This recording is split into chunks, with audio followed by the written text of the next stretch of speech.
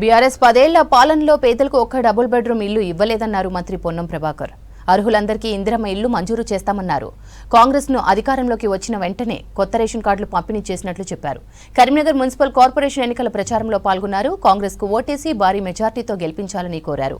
మహిళలకు వడ్డీ లేని రుణాలు అందిస్తున్నామన్నారు. 70,000 ఉద్యోగాలు భర్తీ చేసినట్లు చెప్పారు మంత్రి పొన్నం ప్రభాకర్. రేపు రాకెళ్ళి 11వ తారీఖు నాడు జరిగే ఎన్నికల్లో మీ అందరూ కూడా కాంగ్రెస్ పార్టీకి ఓటు వేయమని పక్కన మంకమ్మ తోటలో ఉండే నేను రాష్ట్ర మంత్రిగా మీ బిడ్డగా ఎంపీగా మీ ఆశీర్వచనంతో ఇవాళ కరీంనగర్కు సంబంధించి అనేక కార్యక్రమాలు చేసే వ్యక్తిగా మీ దగ్గరకు వచ్చి విజ్ఞప్తి చేస్తా ఉన్నా. అమ్మా, నా బాధ్యత ఈ 2 వార్డుల్లో మీరు వీళ్ళని గెలిపియండి.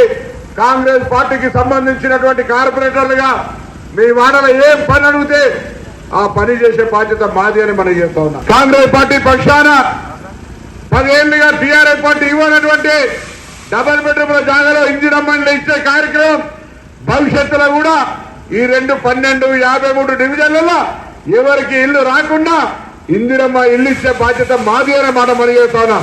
నేను మిమ్మల్ని కోరుతా ఉన్నా, ప్రత్యేకించి వాడలో ఉన్నటువంటి రజక సోదరులకు ఆనాడు నేను మరి ధోబిఘాటు జగపతిరావు గారు ఇచ్చిన తర్వాత మళ్ళీ నేను ఎంపీగా కమ్యూనిటీ హాల్ ఇచ్చినటువంటి మాట మీ అందరికీ తెలుసు.